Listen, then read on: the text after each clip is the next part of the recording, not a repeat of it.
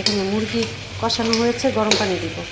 আর এটা হচ্ছে বেগুন কুচি কুচি করে পুরা দিয়ে সিদ্ধ করে, এটা বেগুনের লাড়া বলে, টমেটোর সাথে দিয়ে অনেক ভালো লাগে বেগুনের লাড়াটা। আর আমার মুরগি কষানো হয়ে গেছে, ঝোল দিব। আসলে গরু গোস্ত আসছে তো বেশি রান্না করা হয় না, এখন গরম পানি দিচ্ছি, বেশি দিব না ঝোল।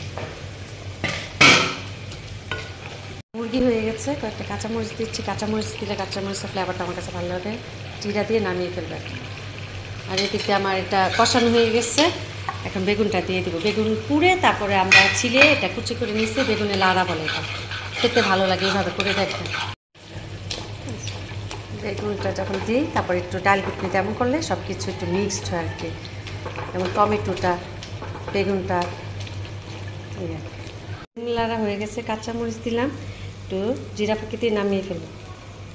কড়াইটা চেঞ্জ করেছি, একটু নিচে পুড়ে গেছিলো, এই জন্য। এই লাড়াটা দিয়ে ভাত খেতে অনেক ভালো লাগে। মুরগি যে বেগুনের লাড়াটা দেখেন, বেগুনের লাড়াটা ভাত খেতে ভালো লাগে, এইভাবে করে দেখে। আজকে শুধু ডাল, মুরগি আর বেগুনের লাড়া, আর গরু গোস্ত তো আছে।